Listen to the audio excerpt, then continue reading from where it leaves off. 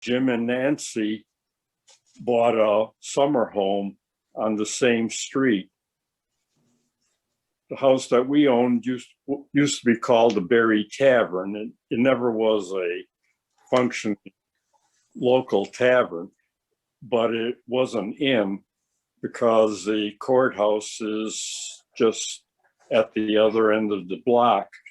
So, and Jim's house is between the house that we owned and the courthouse. So it's also in the historic district. And we got to know Jim and Nancy through their summering in Alfred, and we've grown to be friends and really enjoy each other's company. Is there anything else that you want me to tell about you, Jim? No, nothing. Say that I'm a Red Sox fan. I'm done.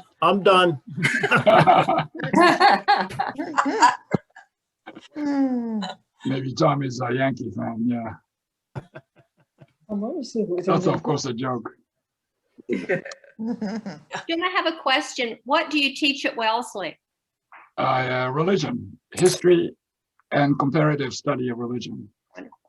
I major in with a focus on Buddhism. You know, Buddhism was the first world religion in human history. 3rd century before the beginning of the Christian era, Buddhism was already a world religion thanks to the Silk Road, connecting major commercial centers of the West, including Damascus, Baghdad, Athens, Rome, Alexandria, Egypt, and on the other end was most importantly the capital city of China.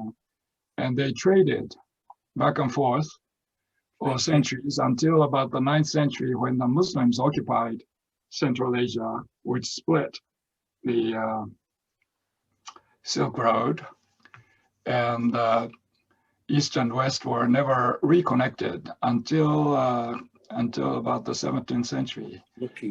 Before the 8th and 9th century, people on the eastern end and the western end of the Silk Road had a mutual fascination because of their craving for objects of beauty, like jade, porcelain, silk, spices from the east.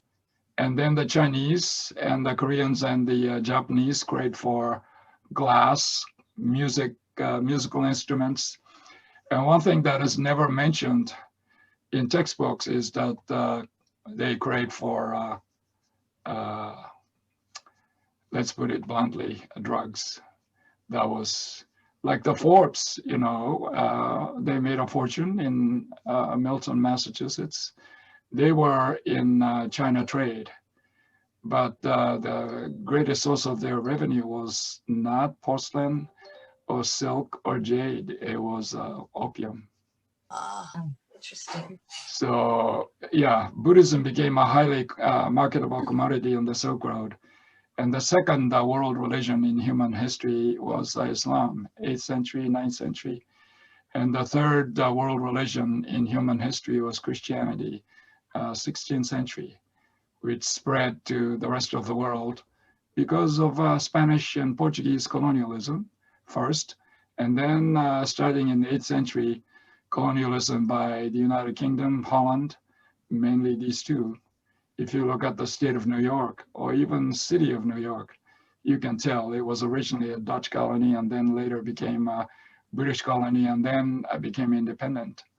Yeah, so that's a tiny part of what I teach. Currently, I'm teaching one course called Buddhist Thought and Practice. It's mostly Indian and Tibetan Buddhism. Interesting. It's a great, interesting field. Yeah. May I ask a question? Yes.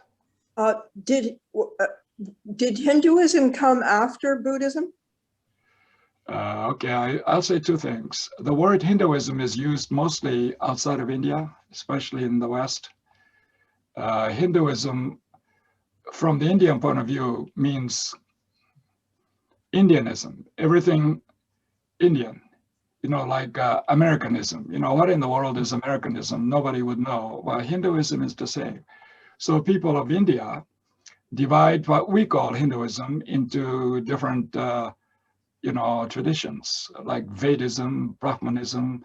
I do use the word Hinduism only to refer to the devotional wing as represented by a very important text called Bhagavad Gita. Bhagavad Gita has been read by more people than anything else, except for the Quran and the Bible. So that illustrates how important the book is. So, of course, before Buddhism was what we call Hinduism, and after that. And given the Indian population, 1.4 plus billion, majority of them are still Hindus. But those who are not Hindus are most notably Muslims and the Christians, and a handful of Buddhists. But since 1955, more than 90% of the Indian people who embraced Buddhism are the former untouchables, so-called untouchables. I will say more about that regarding the caste system. Yeah, some of the oldest churches in the whole world are in India. I went to a church founded by St. Thomas, Doubting Thomas, in the year 34. There's no church that old. Yeah. Thank you. Yeah. So what spread Buddhism was commerce. What spread Islam and Christianity were missionary activities and political conquest, colonialism included. Yeah. I visited that church when I was in India last year, St. Thomas, the church down in southern India. Yes, in Kerala. Kerala. Yes, the church I was referring to was founded by St. Thomas. It's called St. Mary's Syrian Orthodox Church in a town which the British called during the colonial days Alapi. Yeah, people still travel by boat. It's a beautiful place. Now, is it tradition that it was founded by St. Thomas, or there is historical evidence that it was founded by St. Thomas? In the case of this church, there is a documentary record. But the amazing thing is that, depictions of Christ and his apostles made them all look Indian, not Greek, not Roman, certainly not Jewish. As you know, in most of Western Europe and North America, if you go to churches, if you look at Christ and apostles, they all look European, Greek and Roman, except for Judas Iscariot, who is often portrayed with exaggerated features of a Jewish person. That says something about prejudice on the part of the early Christians. There is no evidence that Christ was Greek or Roman. He was a Jew. So was Virgin Mary. After all, Jesus' real name when he was alive was not Jesus. It was Joshua. And Mary was a name given after her ascension. Her name was a Jewish name, Miriam. So, Christianity was on the way to becoming a world religion in the 4th century by making it less Jewish and more Greek and Roman. All the letters were written in Greek by Paul because Paul was the only one who could write in Greek. Jim, Yes. how did the caste system develop in India? And then would you talk about the Dalat's current situation? Yeah. So, Mary Beth, this is the beginning of what you asked me to do, right? Sure. Yes, Okay. please. Yes. So I'll go. I will make a couple, maybe two, observations, largely historical. And then I would like to invite your response, comments, questions, complaints, And then we can continue after that. Okay. The caste system has been an integral part of Indian people's self-identity. But the caste system was introduced by those whom invaded the Indian subcontinent. Nobody knows exactly when it was. By 2000 BCE, that is 4,000 years ago, shortly after that turning point, Aryans, people who call themselves Aryans. Aryan, by the way, is a Persian word meaning noble. They are not the ones who are called by others as noble, but they call themselves noble because they felt that they had a superior culture, way of life, religion, and everything else. So the Aryans invaded the Indian subcontinent through a narrow opening in the western part of the Himalayan mountain range. That's exactly where other travelers and invaders went into India, including Alexander the Great, 4th century BCE, including the Muslims. Muslims came by land and also by sea. And the British around the 1600 also went into the Indian subcontinent through this pass called Khyber Pass, as well as by boat, because Britain was a major naval power by the 16th century already. So people who invaded the Indian subcontinent roughly 4,000 years ago destroyed everything in sight, slaughtered everyone in their way. Okay, so when we talk about ancient Indian civilization as one of the four great ancient civilizations, together with Egyptian, Mesopotamian, and Chinese, what we mean by Indian civilization was the pre-Aryan civilization that was established along the Indus River region. Indus River today separates India and Pakistan. Indus River originates in today's Afghanistan. Okay, there are a lot of countries called ending with Stan. Afghanistan, Uzbekistan. Stan is Persian, meaning the land of. I call Boston the Red Sox Stan, but that's just a joke.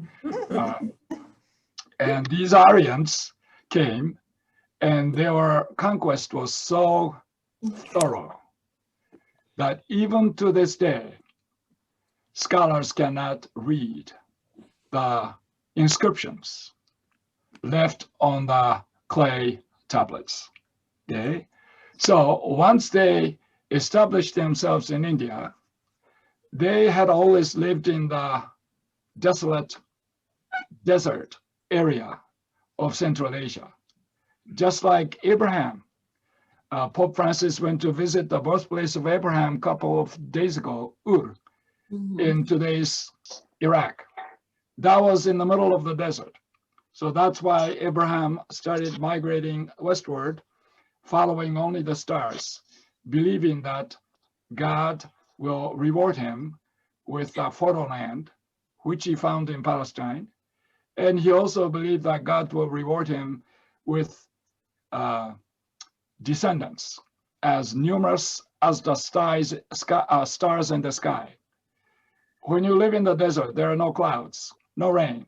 So they see practically all the stars up there in the sky. So he believed that his descendants will be as numerous as the stars in the sky at night. Okay, so Aryans lived in that kind of a place. So they had always been looking for a fertile place where they can cultivate the soil so that they can enjoy stationary living. They no longer have to move about chasing after prey.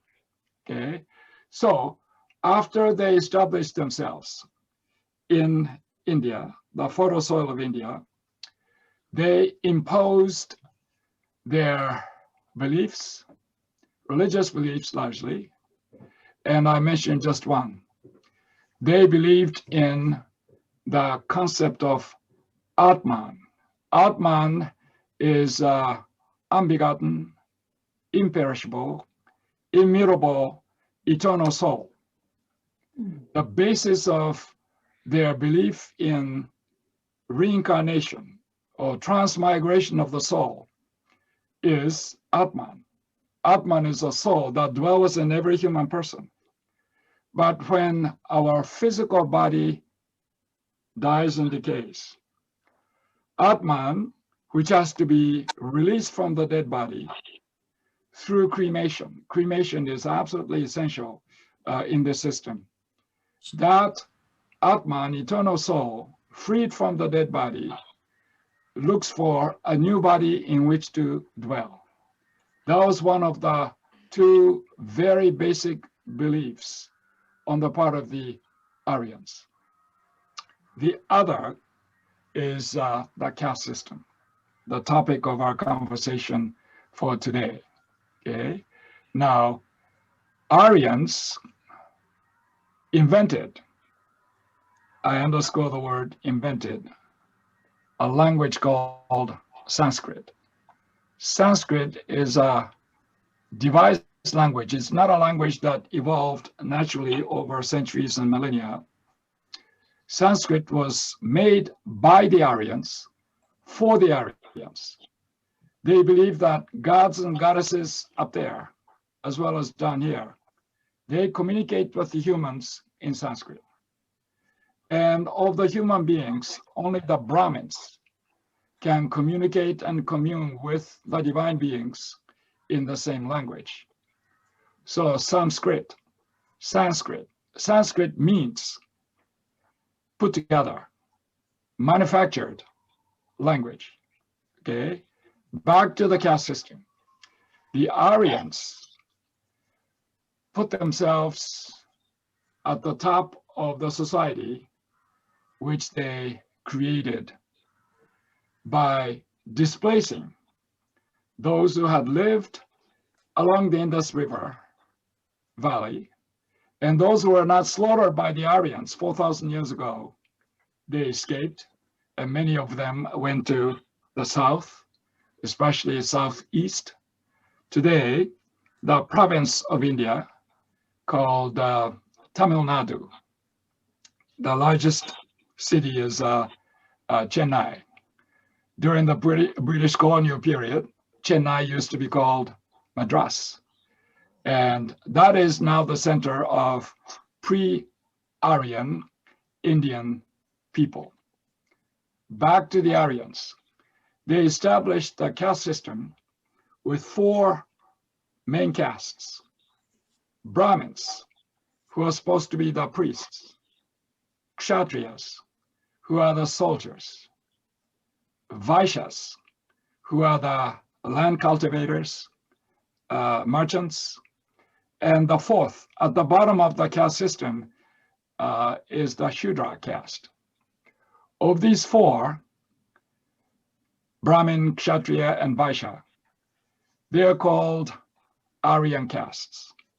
They are the descendants of the original Aryans. They are also called twice-born castes.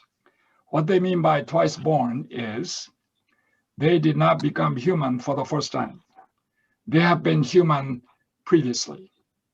While the Shudras are non-twice born, that means they became human for the first time.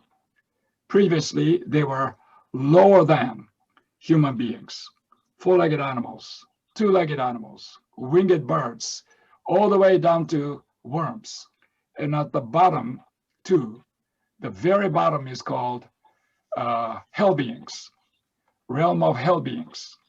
Hell being is defined as creatures with only one impulse, which is to torment others. And right above the very bottom is the realm of hungry ghosts. Hungry ghost is a being who fills his or her belly all the time, one who eats all the time, that's a hungry ghost. So depending upon the content of their behavior, it can go up or down.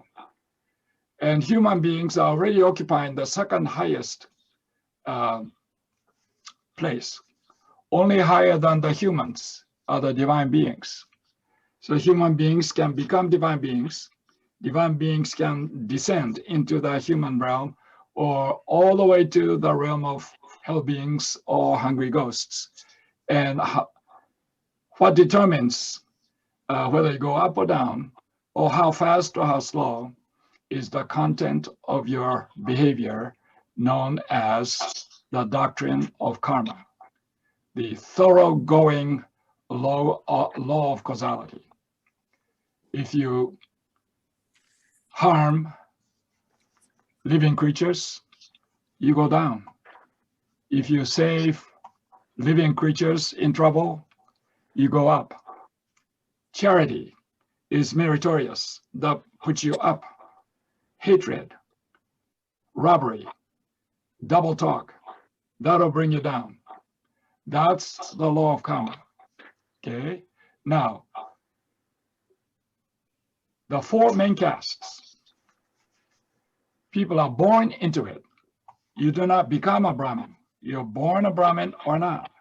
Same is true with all the other castes. Okay? Now, they also believe that Brahmins were born of the mouth of the primordial being, the original being, let's call it. Therefore, Brahmins are supposed to use their mouth to commune with the divine beings and amongst themselves. Kshatriyas, soldiers, are born of the arms of the primordial being. So they are expected to use their arms literally and figuratively, serving as soldiers. Historical Buddha Siddhartha was born a Kshatriya. Third are the farmers, who are born of the thighs of the primordial man. They use their thighs to cultivate the soil. They travel all around as merchants, trading. Shudras, who occupy the bottom of the caste system, were born of the feet of the primordial man, the lowest part of the body. Therefore, this is in writing. They are meant to be used and expelled at will, like stray dogs and stray cats. Oh. Very importantly, I have to tell you, not all Indians belong to the caste system. There are a lot, at least 1/4 of the Indian population are outside of the caste system. Literally, they are the outcasts. And outcasts are known as Dalits, untouchables. The word Dalit is not a Sanskrit word. It's a word of Maharashtra. Maharashtra is the largest geographically province of India, which has Mumbai on the western end. Mumbai used to be called Bombay when the British were there. You know, British were in India from around 1600 to 1947, when they packed up and shipped out, and India became an independent nation with its own constitution. Parenthetically, I would also like to tell you that according to the last two US censuses, 2000 and 2010, I don't know if anything is out already from 2020, the wealthiest Americans are Indian Americans. Not American Indians, but Indian Americans. Most of them of the Vaishya caste. If you go to hospitals nowadays, lots of Indian doctors. When you watch two television stations I watch, MSNBC or CNN, that should give you a hint as to what my political preference is. But most of the medical doctors who speak on the pandemic are Indians. Mhm. Sanjay Gupta, Kabila, I forgot her last name, and so many others. But I think the wealthiest Indian Americans are in the computer industry and also finance. If you go to Wall Street, there are a lot of Indians at the top echelon. You know, Bill Gates, after he retired, his successor was an Indian-born man. And there are so many examples. At MIT, which is just down the hill, MIT and Wellesley exchange students. Wellesley students can take science and engineering courses at MIT, and MIT students take humanities at Wellesley. Close to 40% of the undergraduates at MIT are international students from India, Pakistan, and Bangladesh. They are on their way to becoming highly desirable engineers and scientists, so-called STEM fields, science, technology, engineering, and mathematics. So that's the main point I wanted to offer you, historical portrayal of when and how the Aryans came to India and what they did once they were in India.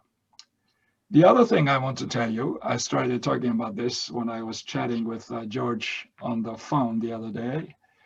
There are two Sanskrit words translated into English as caste. And this will give you a good idea as to the Indian origin of the caste system. One word, which is Varna, Romanized V-A-R-N-A, Varna. Indians can pronounce V. V becomes a W.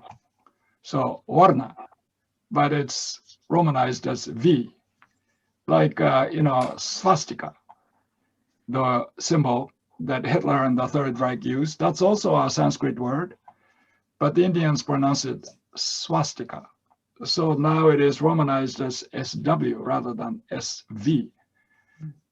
SVA means self-reliance, freedom.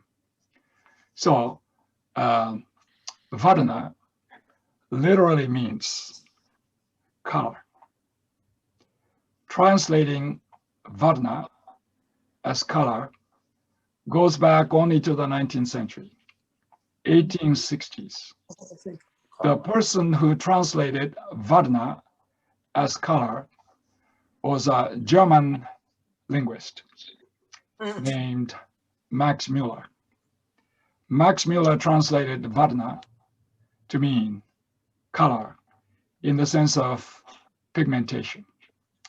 It's very important when it was 19th century, the height of British and Dutch colonial rule in many parts of the world. So color was interpreted to mean pigmentation, skin color. I'm going to go back to this in a moment. I told you a while ago, there are two Sanskrit words, both translated into English as caste. The other one is jati, Romanized J-Y-A-T-I,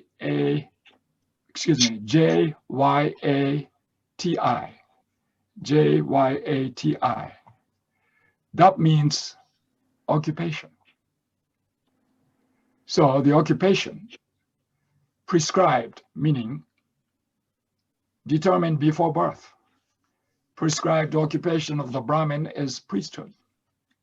Today, close to half of the Brahmins in India live under the poverty line. You know, it's not just in the Episcopal Church that priests do not make much money. Same is true in India, in the so-called Hinduism. Okay, Kshatriya is a soldier. Vaishya is a land cultivator or trader. And Shudra are the refuse gatherers. And untouchables, Dalits, who are literally outside of the caste. Therefore, they are outcasts, and they're not considered human from the traditional Indian point of view because they don't belong to the caste system.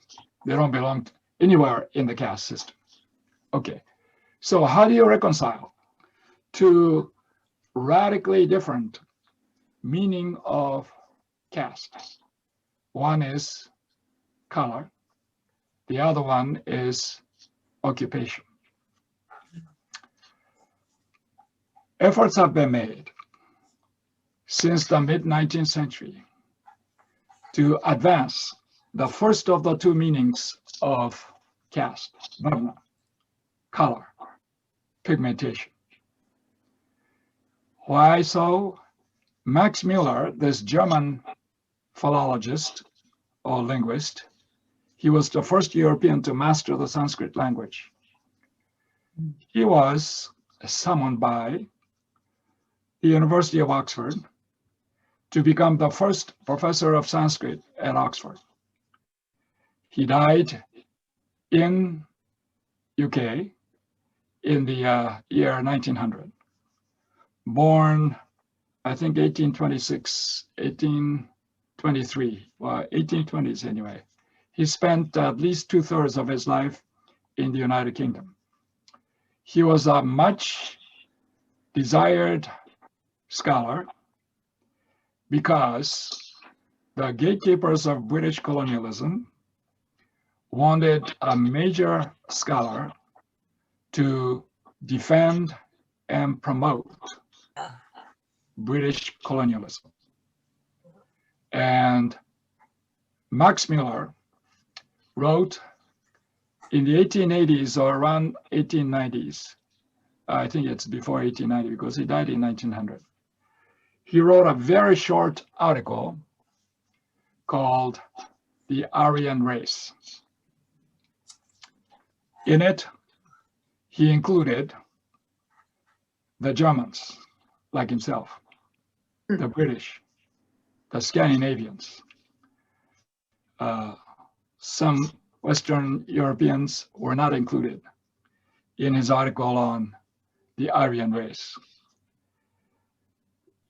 Muller included the twice-born Aryans of India as among the Aryans. And the Indians, the ruling class of India, were tickled by this article because they were classified as equals of the Germans and the Scandinavians and the Brits.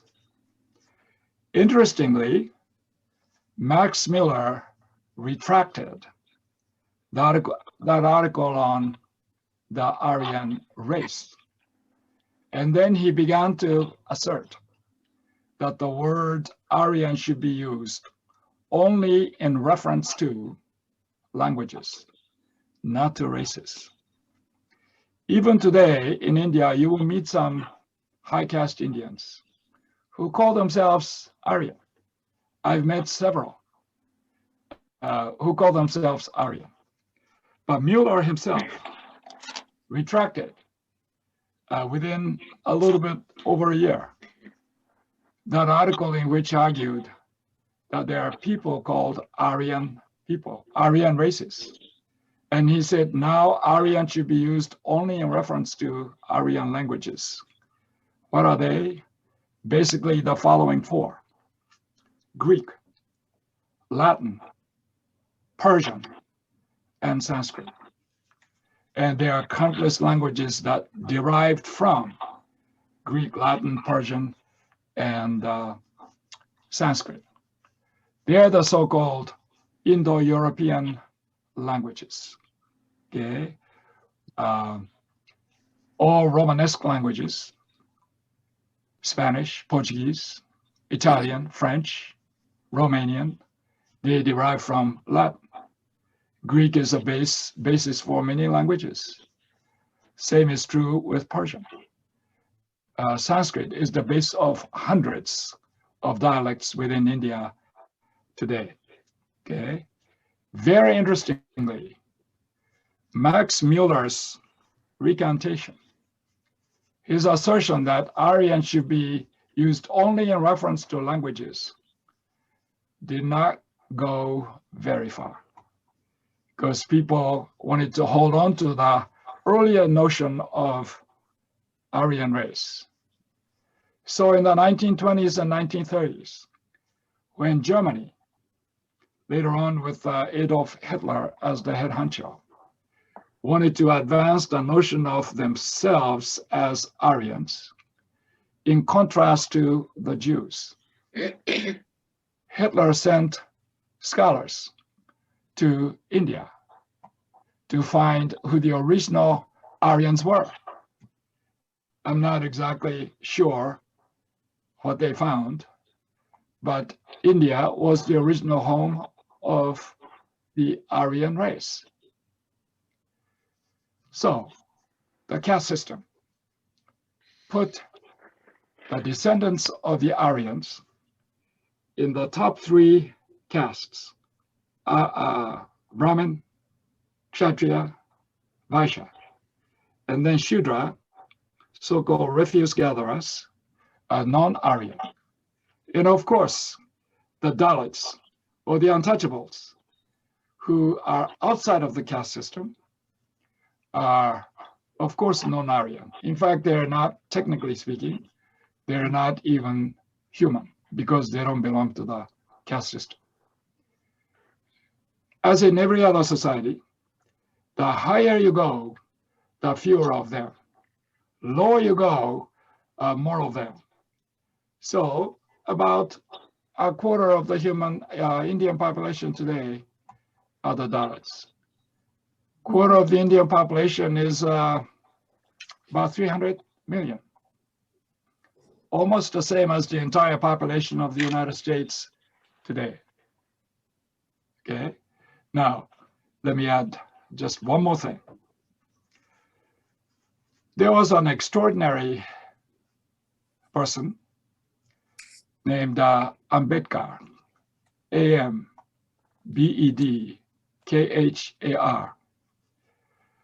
Ambedkar.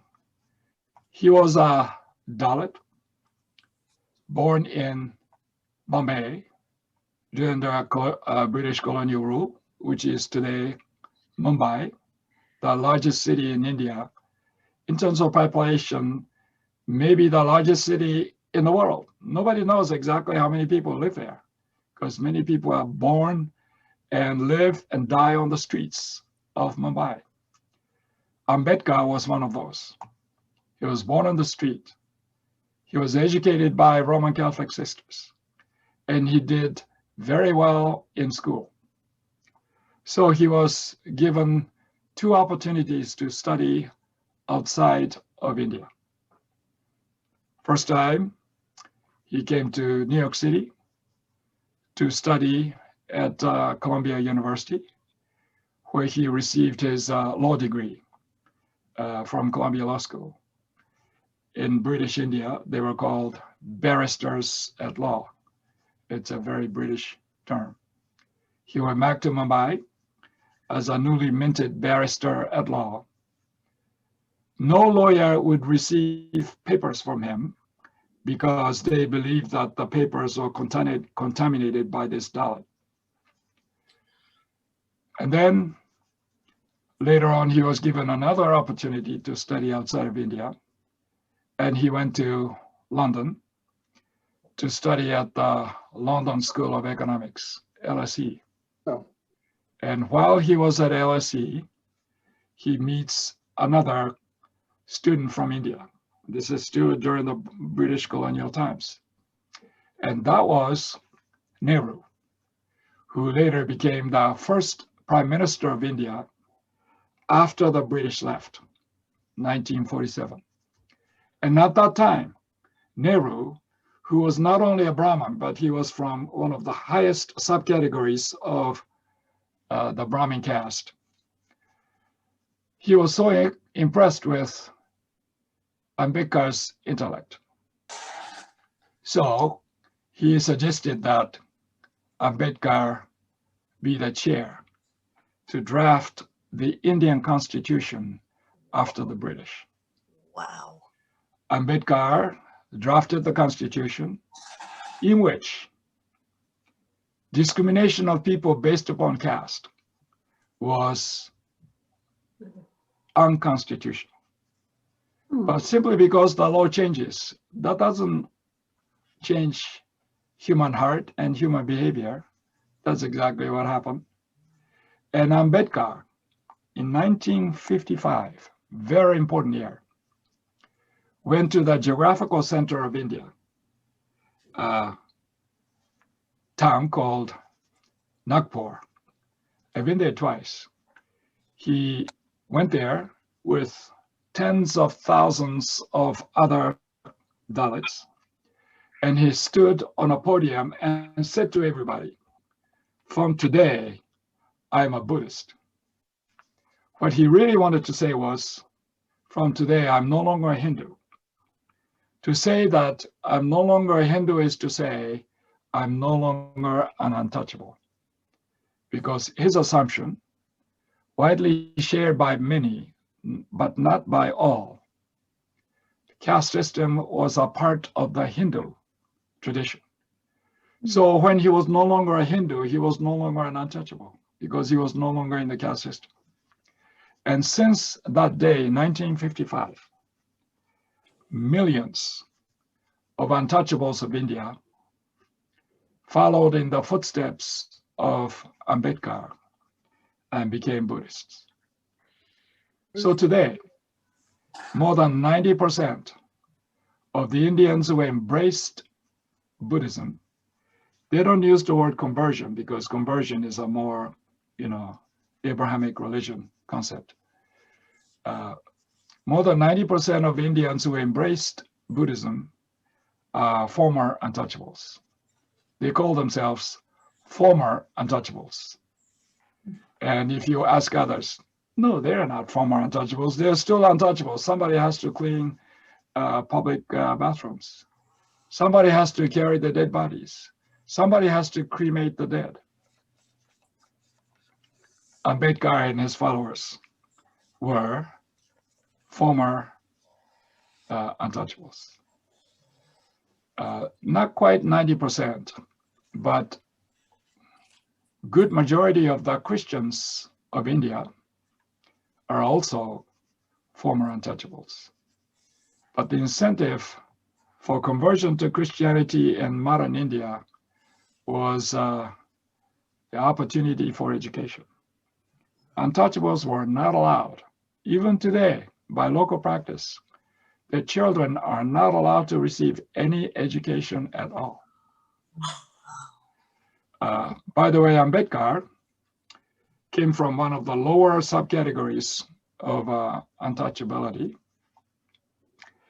And when they are living on earth, the only thing they're allowed to do is to remove dead bodies, dead animals from farms. Can you imagine living life doing only that? If you go to India, you see a lot of people sweeping streets. You see people cleaning public toilets by hand. They are Shudras and untouchables. People who clean sewage, pipes, tanks, they are untouchables. Framer of the Indian Constitution, which is still in effect, was a Dalit of that background. Wow. And there are other Christians of India,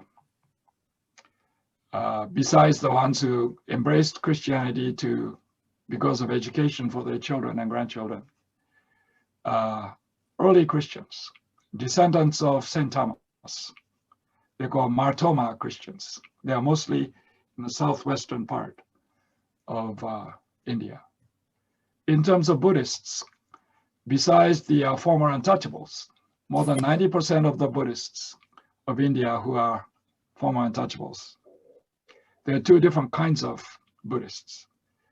One is the refugees from Tibet. Dalai Lama and his followers left communist China. One night, during the night, they left China and came to India.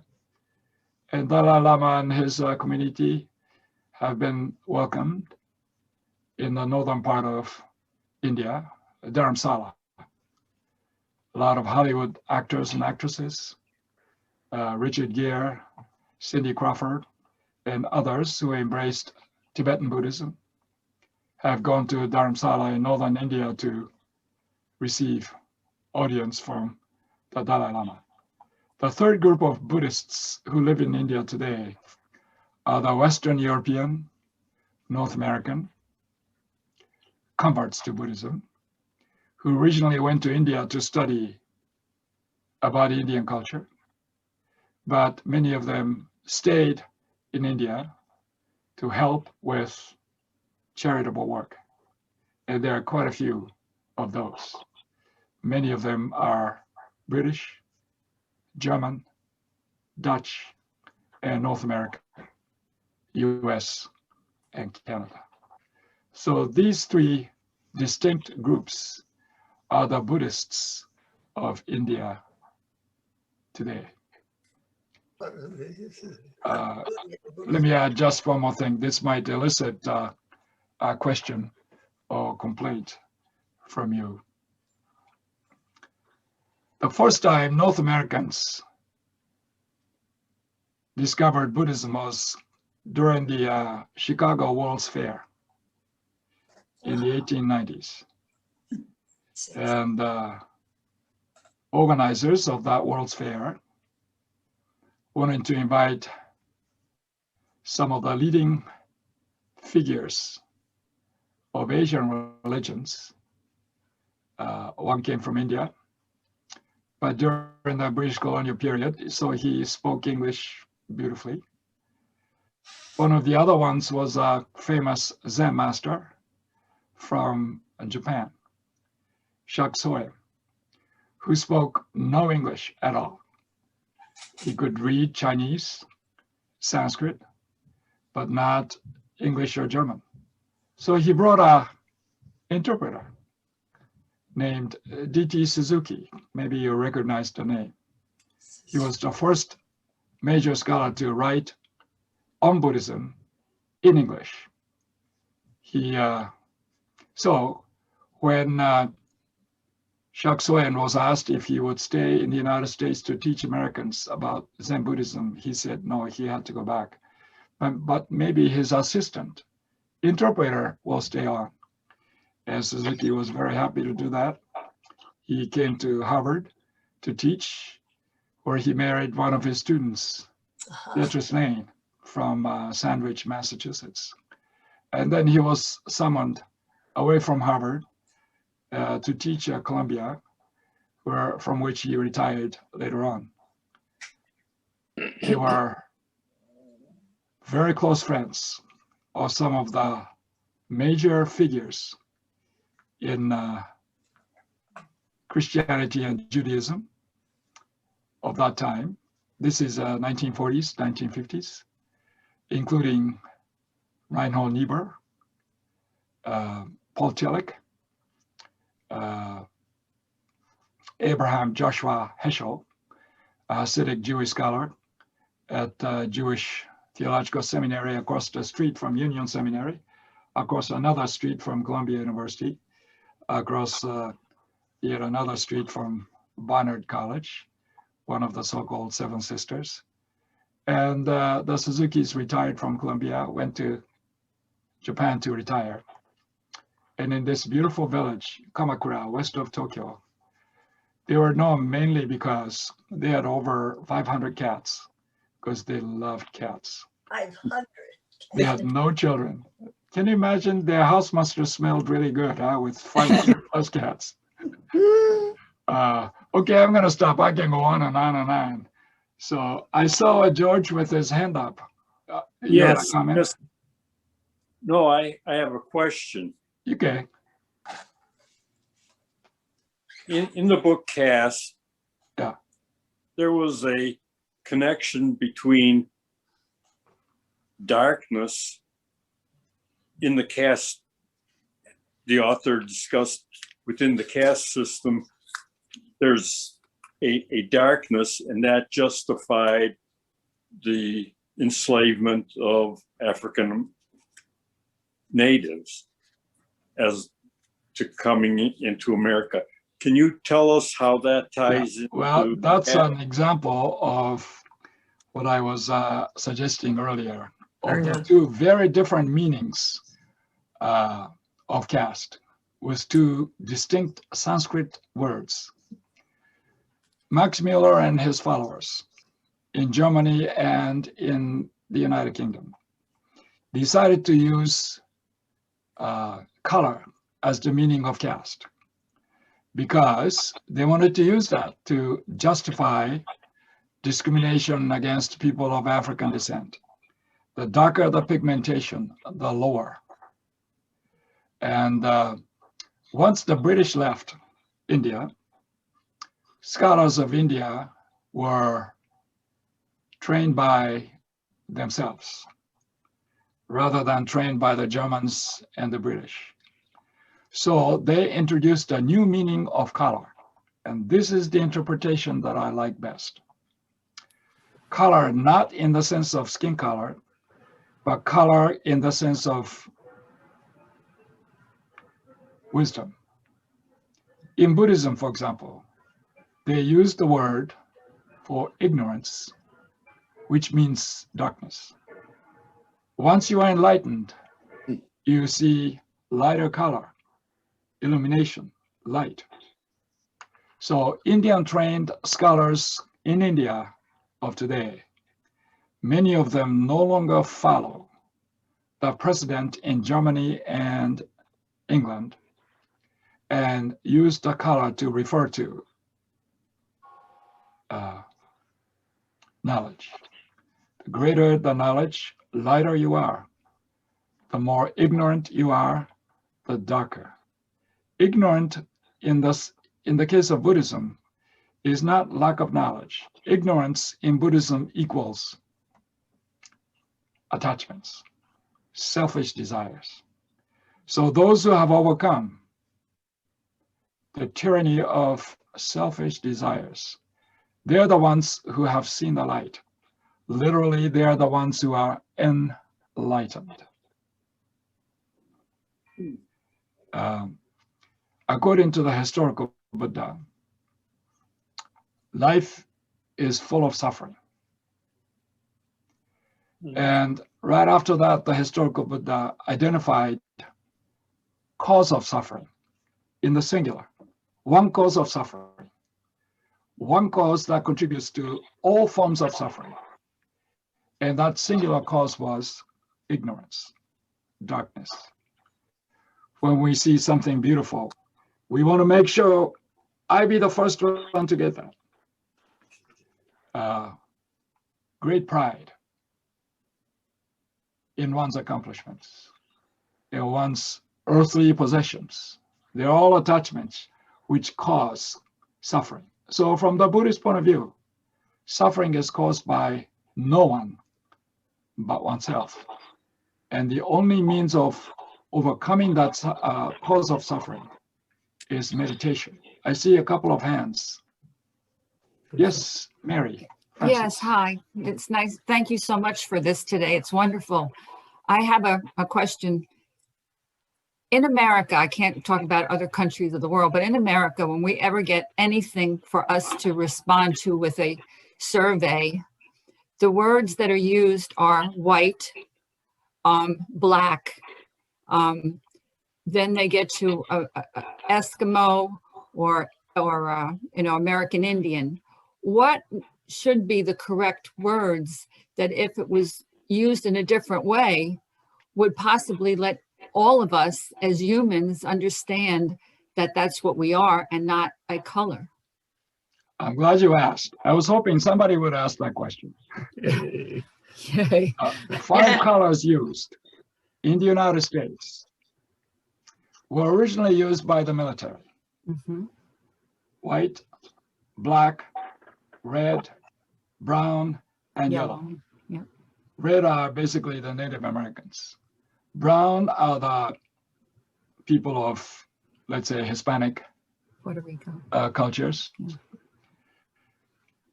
I became a US citizen in 1979 as a conscientious objector.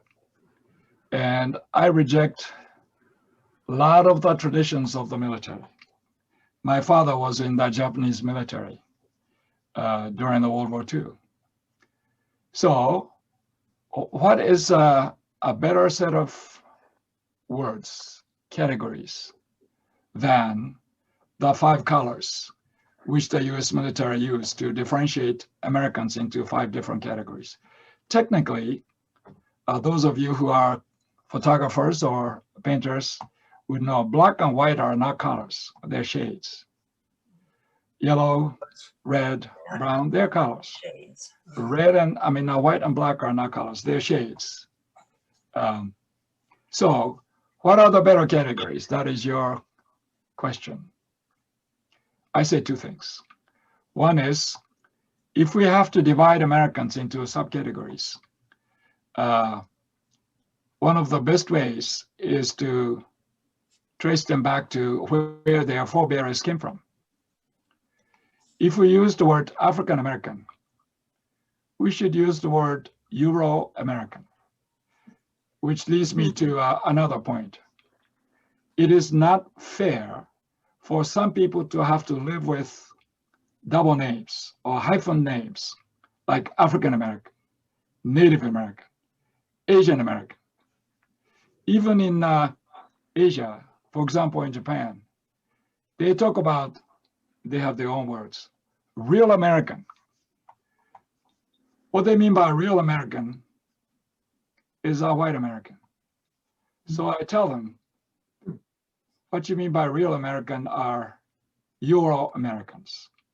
Until nobody in the United States has to live with a hyphen name or double names, we all should live with hyphen names. If Barack Obama was an African American, Ronald Reagan was Euro American. You're American. In Boston, I see a couple of Irish last names here.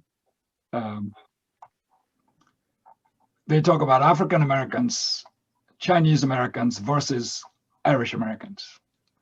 Well, Irish American is a subcategory of Euro Americans, right? If they say Irish American, we should use a comparable subcategory, like Nigerian American or Sri Lankan American. Irish American, Italian American are subcategories of Euro Americans. So I use that word. Nobody should be allowed to use only one word. Yes, Mary Francis. Oh, Let's use Caucasian. Caucasian, yeah, no, that's a more biological term or geographical term, because the original so-called white people came from Caucasus Caucasus. Mountains, right? Yes, which is in today's Russia. Yes. yeah. Jim, I'm wondering, Yeah. Have the lots in India organized so that they have been able to make, as a group, make economic progress? I don't know if that has any caste implication or not, except for one thing I can think of. People who make greater effort to advance themselves are usually the ones who see themselves as oppressed. You know, the word Dalit, which is a word from Maharashtra, state of Maharashtra of India. Dalit in that local language means trampled upon, stepped upon. Dalits are the ones who think of themselves as having been stepped upon by higher caste people. So the reason why the third of the 4 castes, Vaishyas, have emerged as the wealthiest Indians, and in fact, wealthiest Americans are Indian Americans, as I told you. That is a result of their effort to bring themselves out of that oppressed status. I would say that. Yes, Mary Ellen. I'm going to ask you a historical question. The indigenous Indian population before the Aryan coming, was Hinduism alive then? Was it practiced then, or was it brought in? So-called Hinduism is a religious, cultural, political tradition, refers to what the Aryans established. Pre-Aryan religion, which is the one of the four ancient civilizations in human history, Indus Valley civilization, that is pre-Aryan. And as I said early on today, scholars still cannot read the inscriptions on clay tablets, because that illustrates, if anything, the thorough destruction of the pre-Aryan civilization by the Aryans themselves. So we can read Sanskrit language. Pre-Sanskrit languages, nobody can read. Just like the hieroglyphics of Egypt. You know, it was not until the 19th century when one of Napoleon's soldiers went to Egypt and discovered what they have in British Museum in London, a Rosetta Stone, particular event, warfare in Egypt was recorded in 3 different languages, one of which was the hieroglyphics. And that's how this French philologist named Champollion succeeded in deciphering the hieroglyphics of ancient Egypt. No such opportunity has been found in India. We still do not know. But one thing we know is that they practiced meditation. A lot of clay tablets show people assuming, what the Buddhists call full lotus position in meditation. That's a natural response to the climate of India. Hot, humid, lots of rainfall, and everything is deified, rain, the sun, the rich soil, and many others, animals, have been turned into gods and goddesses. Life repeats itself in India. That is the natural experience of that climate. But when you find yourself in the desert, like where the Aryans originally came from, or the Iraqis or the Iranians and others, people who lived in the desert, they think of life as to be lived out only once.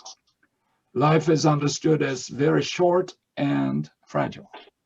And what is before life and what comes after life is perpetual death. In India, death is temporary.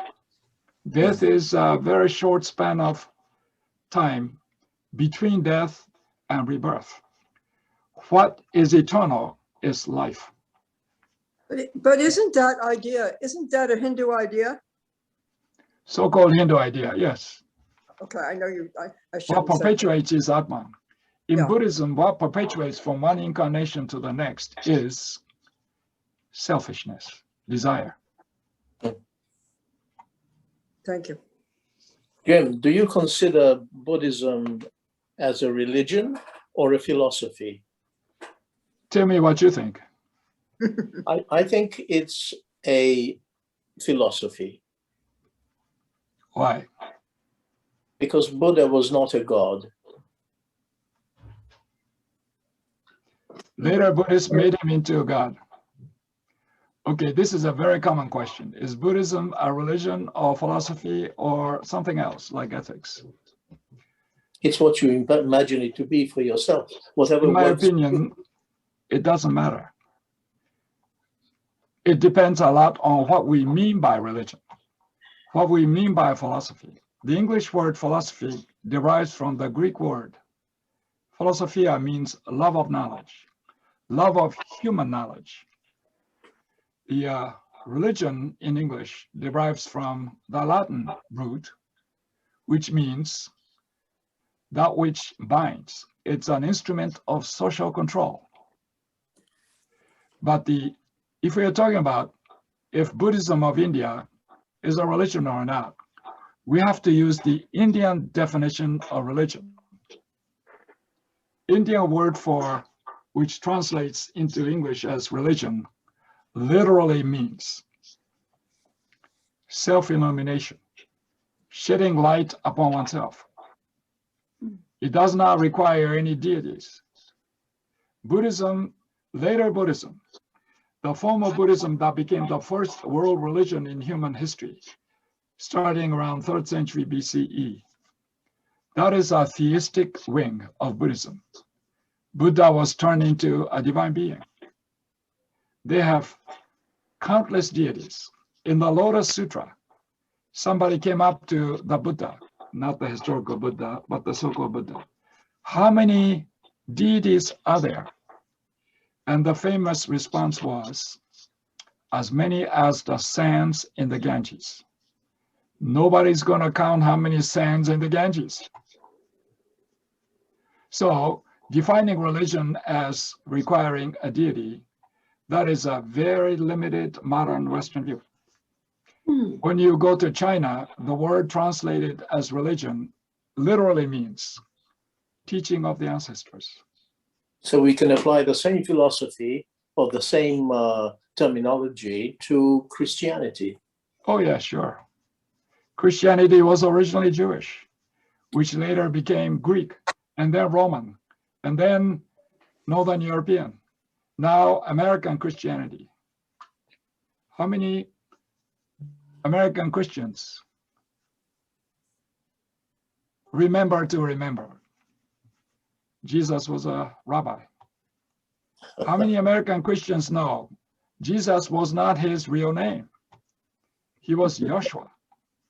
But in order to make that tradition, reform movement within Judaism into something acceptable to the Greeks and the Romans, they changed things around. They even changed the name Joshua to Jesus, Miriam to Mary, Jacob to James, so on and so forth.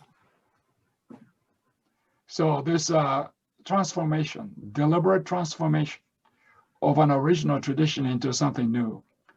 That is all around. Same thing happened to Buddhism. And what really gets me is, some evangelical Christians of America's Southwest, not Southeast where you guys are. So-called prosperity gospel. Have you heard of that? No.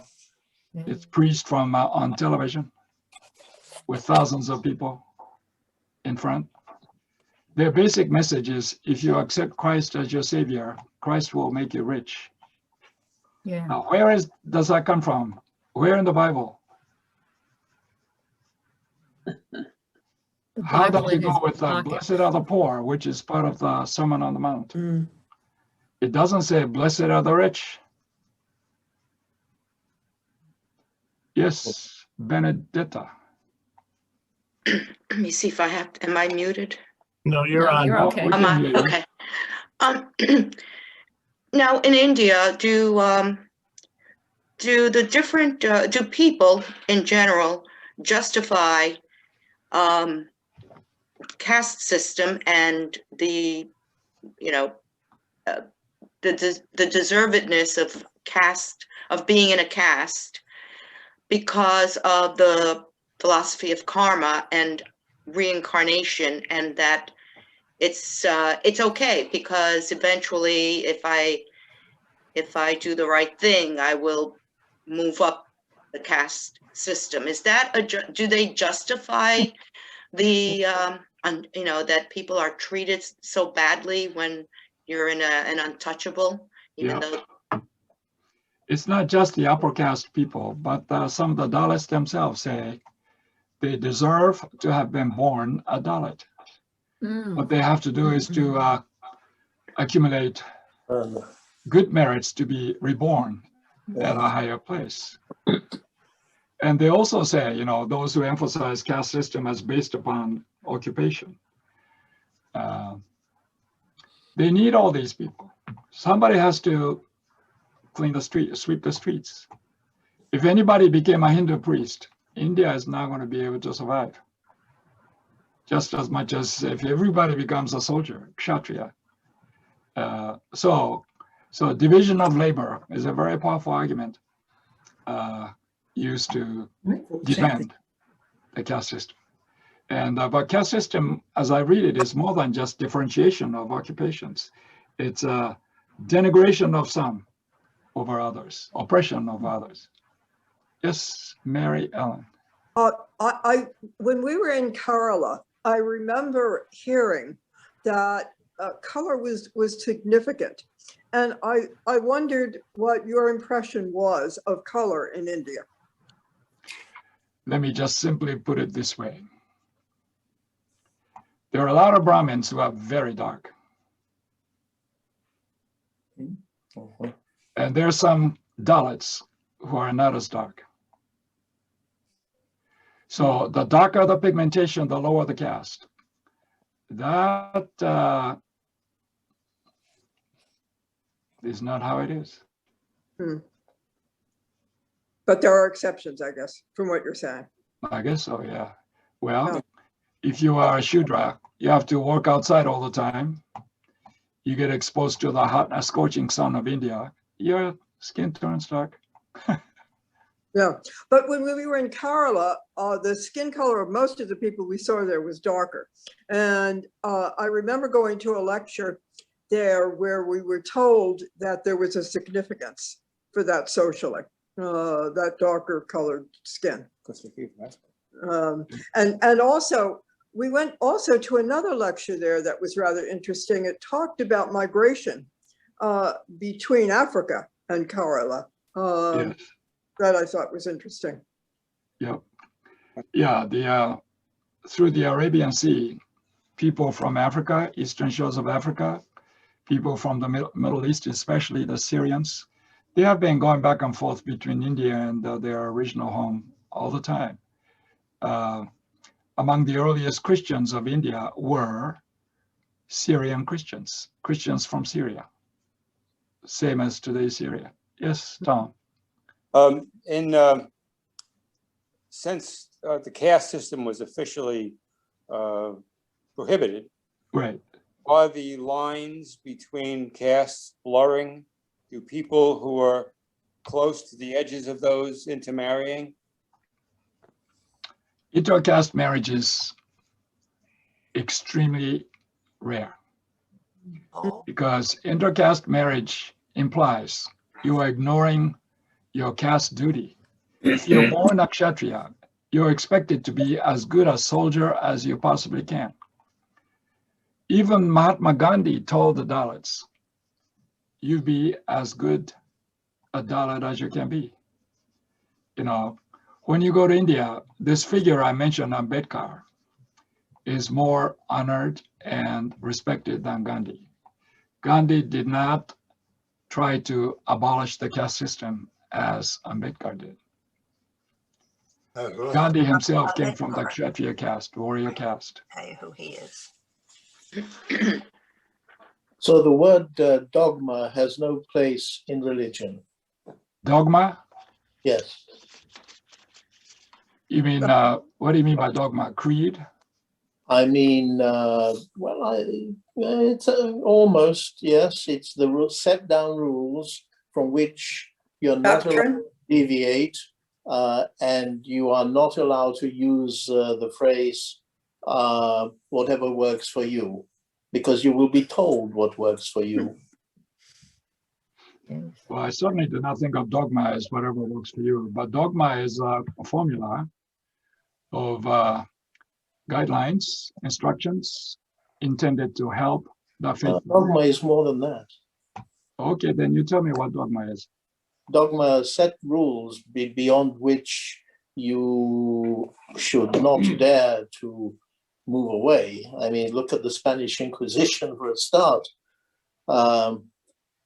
These are rules which are rigid and set down, and May God preserve you if you deviate from them. Well, give me another example of dogma with a closer reference to the Christian tradition rather than Spanish Inquisition. How about the word doctrine? I thought the Spanish were Christians. I think People who were doctrine. involved in Spanish Inquisition were not all the Spanish. Well, doctrine. Well, that's why I said, in the Episcopal tradition, the word in common use is creed. In the Book of Common Prayer, you don't see the word dogma anywhere. It's the creed, Apostles' Creed, Nicene Creed. In the Nicene Council of 325, what they agreed on was a Trinitarian Creed. They affirmed the oneness of God the Father, God the Son, God the Spirit. They also affirmed the simultaneous full divinity and full humanity of Christ. That was part of the Nicene Creed. That's now referred to as Nicene dogma or Nicene doctrine. Well, dogma is a set of principles laid down by an authority as incontrovertibly true.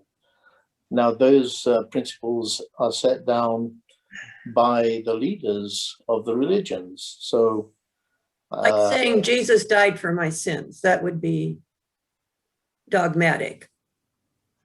No, I do not use the word dogma for that, no. It's a Christian confession. It's a confession. That's in the Nicene Creed, Apostles' Creed and Nicene Creed. but what you've just said is whatever works for you, and that probably works for most people, but not all. He didn't say that. I want to move away. I never said that. No, he didn't say that. Okay. You're the one who used You it said first. it. Whatever works for you. You used it. That's why I echoed it. But people who have a dogmatic approach to any religion, in my opinion, do not go very far because they see only the surface. The heart of the matter is not dogma. It's a Sermon on the Mount, 10 Commandments. Are they dogmas? I certainly do not think of the Sermon on the Mount as the dogma of the Christian tradition. Republican Party, Democratic Party, Socialist Party, they all have a set of guidelines which we could consider dogma. So the secret is in the interpretation. What do you mean by secret? The arrival at the true meaning of dogma is how you interpret the world. Once again, I want to invite you to get away from dogma. Think about creed. Think about it as confession. If somebody should come up to you and said, what was the dogma introduced by Jesus of Nazareth? Yeah. No. I say none, N-O-N-E. Yeah. He was not into formulating dogmas or doctrines. No. Love thy neighbor as thyself. And yet the Roman Catholic Church continues to function mainly because of dogma. Well, that is one view. I think that's a rather skewed view. Well, you can say the same thing about the Episcopal Church, Anglican Church. In the 19th century, Protestant churches divided into anti-slavery North, and pro-slavery South, like Southern Methodists, Northern Methodists, Southern Presbyterians, Northern Presbyterians. Episcopal Church never split into pro and anti-slavery branches. You know the reason? Why? Because most of the slave owners were Episcopalians. That's the reason. Wow. Yeah. I'm not saying all Episcopalians are slave owners, but I would say most slave owners were Episcopalians. Look at Virginia. Look at Carolinas. True. And in Well- many ways, the Episcopal Church, the power that be, is still in the South. Well, that's where the wealth was. Well, slavery was the source of greatest wealth, of course, especially in the 19th century. You know, the Brits had the Indians grow cotton, and cotton was all harvested and then shipped to Manchester, England, where cotton was transformed into cloths. That's why Mahatma Gandhi said, we should spin cotton by ourselves rather than having them shipped to Manchester. My own church here in Hudson, Massachusetts was founded by an immigrant from Manchester, England, and he had a cotton mill.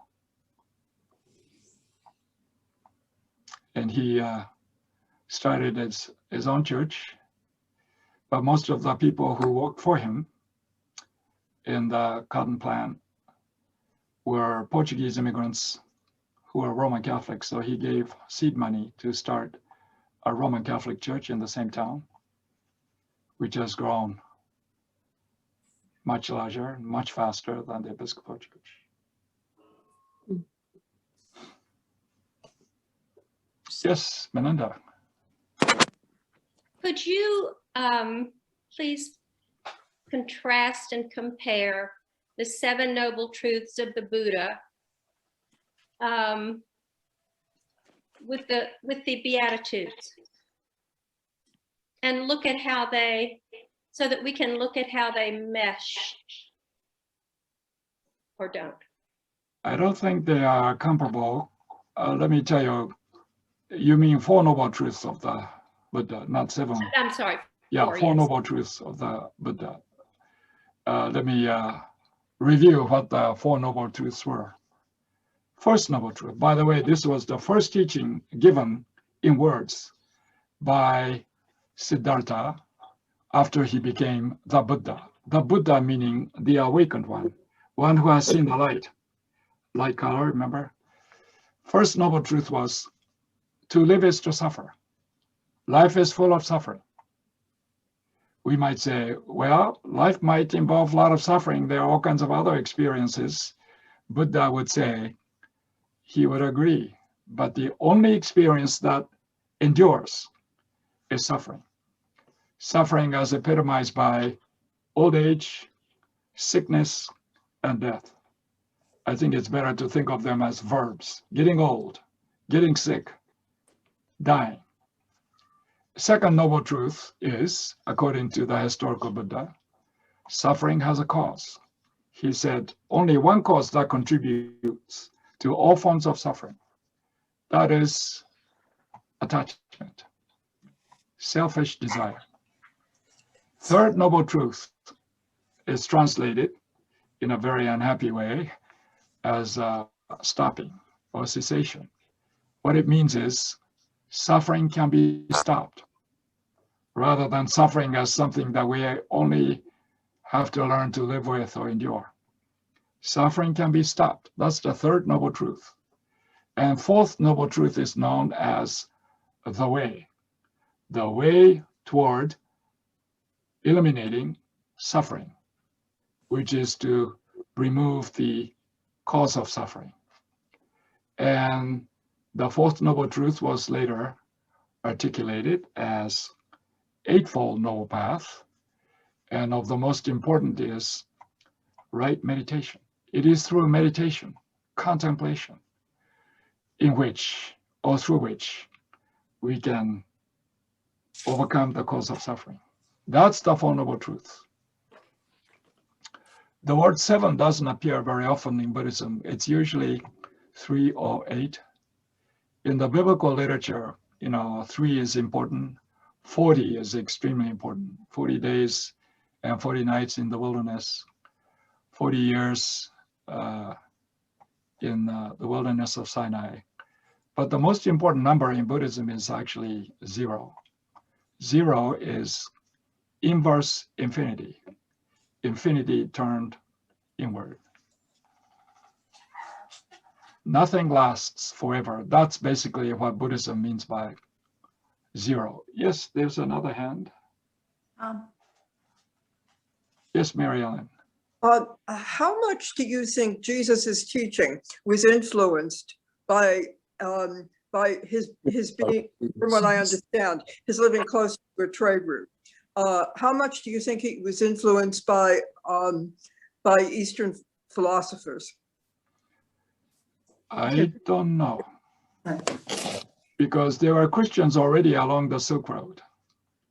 You know, there is a saint of the desert. He was in Egypt, Saint Jerome. Jerome is typically depicted as meditating on the crown of thorns that Jesus wore. Saint Jerome, who lived, I think, around 3rd century in the Christian era, he famously said, the Buddha too was born of a virgin mother. I think he was suggesting that, therefore, the Buddha too deserves veneration like the Christ. Was the Buddha really born of a virgin? Yeah, there you go. That's after Buddha was born. Buddha was born out of the armpit of his mother, Maya. So it was not a vaginal birth, it was from the armpit. This one is from the 17th century, from Ayutthaya. Where's that? Ayutthaya was the Thailand original capital of Thailand, and this fella was one of many thousands that lined the way to the main temple. Yeah, iconographically, I can tell it's Thai. Yes. Yeah. Mary Beth, you had your hand up for a long time. I wanted to comment. I wanted to ask about the same thing Mary Ellen just did, and I may have missed your point, but just to clarify, do you think Jesus was influenced by Eastern religion? I don't know. Don't know. Okay. I was watching a documentary made by NHK. NHK is like BBC of United Kingdom. NHK is from Tokyo. No commercials. They are not beholden to any political capitalist interests. They had a 2-hour-long program on the Silk Road. And a group of researchers went from Japan to China and then Tibet, and they kept on going westward on the Silk Road. And they reached Damascus, Baghdad, and all the way to Rome, Italy, in search of, in Buddhism called Maitreya Buddha. Maitreya Buddha is a future Buddha, definitely a divine Buddha. Buddha is a divine being. Maitreya Buddha is iconographically depicted like the Thinking Man by Auguste Rodin, the sculptor. Mm-hmm. Legs crossed, one elbow on the leg, and going thinking. Eyes half closed, looking 45 degrees. And Maitreya Buddha, which is a very important divine Buddha in Buddhism, this group of scholars traced the origin of Maitreya Buddha to the Zoroastrian deity of Mitra. Mitra is a deity in Zoroastrianism. Zoroastrianism came out of the desert of ancient Persia. And Mitra appears on the day of judgment. And Mitra burns the whole world with fire, cleanses the world, and then saves everyone. That's Mitra. And if any of you are in the legal profession, you know that the scale on one side is something and the other side something else. That image originally came from ancient Persian religion of Zoroastrianism. The feather is placed on one side of that scale. Feather represents God. And on the other side is placed our human heart, taken from the body at death. And whichever it tilts, if your heart is heavier than the feather, you're gonna end up in hell, as depicted by the Zoroastrian religion as a place underneath the bridge, which is filled with blood. And if your heart is as light as the feather, you can cross that bridge, and the bridge does not turn itself until it becomes as hard as the edge of a blade. And the place you enter on the other side of the river is the Zoroastrian equivalent of heaven. And heaven is depicted as just like a harem. It's a very male point of view. All these virgins are waiting for you when you enter there. So their depiction of heaven and hell represent males who lived in the desert millennia ago. And this Mitra figure influenced Maitreya Buddha. And they actually showed a cave in the ground within the city of Rome that was originally dedicated to the worship of Mitra. So Mitra, that deity of ancient Persia, may have influenced the formation of early Christianity once it reached from the Middle East through Greece and into Italy. Some people would like to think that there were mutual give and take between Christianity and Buddhism and others. But in my view, they are highly speculative, and a lot of that is wishful thinking. But early Christianity was originally a reform movement within Judaism, and that was not only influenced by, but transformed by the values of the Greeks and the Romans. That one is a matter of certitude. Thank you. But the Greek and the Roman elements endured more than the original Jewish elements of Christianity. Mm-hmm. Yes, Melinda. Can you discern any common element in all of these world's great religions, whether you consider Buddhism a religion or not, or Hinduism a religion or not? Or whether we consider Christianity to be a religion, we should have that. Do you find one common element that we as if I were to do that, I would be doing that at the risk of oversimplification. Yeah, I guess that's what I'm asking you to do, is sort of oversimplify. Do you see love as a common element? Of course. Because life is suffering. All suffering is caused by desire. Things that we want to have things, or we want things to be a way they can't be. The way to get away from that is to quit desiring and to accept what is. Is that a kind of love? Is love the common element? And love can mean all kinds of things too. According to the first letter of John in the New Testament, no greater love than giving up your life for the sake of your brother or neighbor. Interpretation. Sorry? Interpretation of the word again. Or in the English translation of the Bible, first letter of John says, no greater love than giving up your life for the sake of your brother. Above the main stained glass window in the Wellesley College chapel, it says, God is love. But love, just like peace, is a very abstract, elusive term. I think the most important teaching should be assessed with particular attention to specific religious traditions. In the case of the Christian tradition, I say this to my flock often. The last teaching of Jesus of Nazareth was to his apostles, love one another as I have loved you. And the first thing resurrected Jesus said, starting with Mary Magdalene, and later on to others, was, do not be afraid.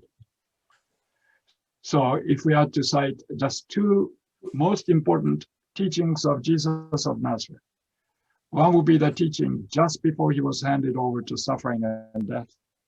The other one was the first teaching given by him after he came back from the dead. Love one another as I have loved you. Do not be afraid.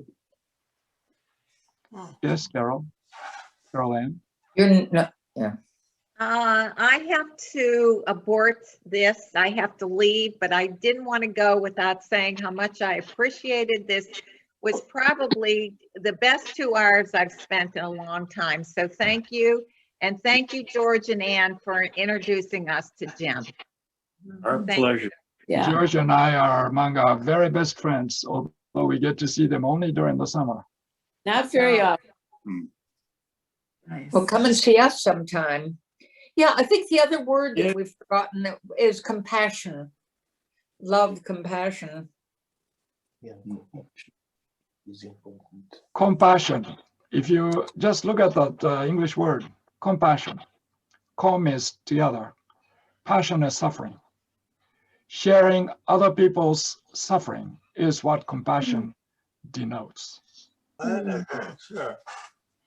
In the Sanskrit word, translated into English as compassion means friendship. True friendship is sharing each other's suffering. Sharing each other's joys and happiness. That's not compassion, at least in the Christian or the Buddhist traditions. Therefore, no greater love than giving up your life for the sake of your brother. That's exactly what compassion is. Mary Beth. No, I just love the linguistic element that you bring to all of this, you know. I love languages. Oh yeah, so do I. And I think we all do now. We all have such an appreciation. If anyone else has another question, please feel free to jump in and take advantage of Jim's being with us. And if you don't, I want to be among those, all of us who are expressed just great gratitude for your wisdom today. Oh, my pleasure. I want to thank George and Ann for connecting me to you all.